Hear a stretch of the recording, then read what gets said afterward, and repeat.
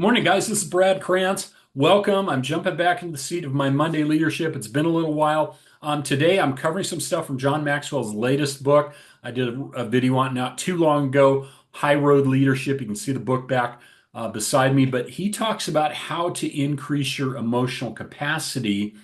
And one of those ways, which I'm going to just cover today, there's a number of them in that chapter, is to refuse to see yourself as a victim. I think we just see entirely too much victimology today, people that are easily offended, etc. But he says one of the most damaging things that we can do is to undermine our emotional capacity is to see ourselves as victims and feel sorry for ourselves, right? That doesn't do any good.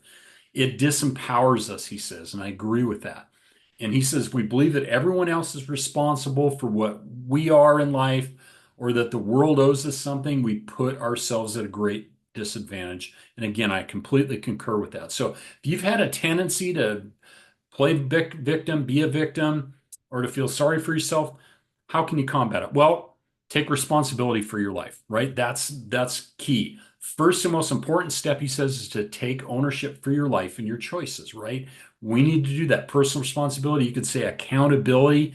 You're responsible for your choices as I am responsible for mine, right? And he talks about focus on taking responsibility in several areas, and with these six being the most important to him. And I'm going to go through those really quick. Number one is attitude, right? We've heard, life is 2% what happens to you, 98% how you react to it, something like that. But attitude's everything. Attitude's a choice, and it's something you need to work at keeping positive every day. And then time, right? We've got a set number of hours in a day, right? We don't know anybody that has 25 or 26 hours, whatever it is.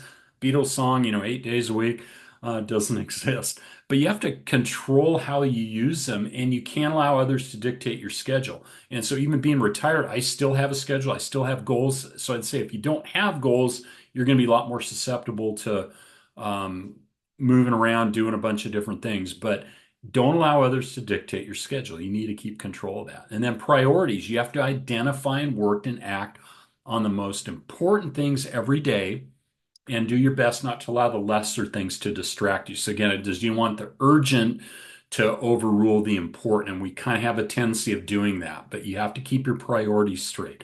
And then there's potential, right? Part of doing this video is for personal growth, personal development, but you're responsible every day for your personal growth and maximizing your God-given potential. If you don't develop it, no one else will. You can't do it vicariously. I can't grow for you. Nobody can. You have to do it on your own. And then there's passion. You can't wait for others to inspire and motivate you. You have to have self-motivation, right? It's kind of the fuel, the spark that's in you, and hopefully you look forward to getting up each and every morning. Again, I'll say goals help with this. If you don't know why you're doing what you're doing, you may need to look at that, make a change, but goals can really help to drive your passion. And then your calling. I don't know what that is, but you're responsible for the gifts and opportunities that God gives you, and you need to work to make the most out of them each and every day. So before I close, I just want to ask, how else do you take responsibility? Thanks so much for joining me. I'd love to hear some feedback from you. As always, have an awesome Monday.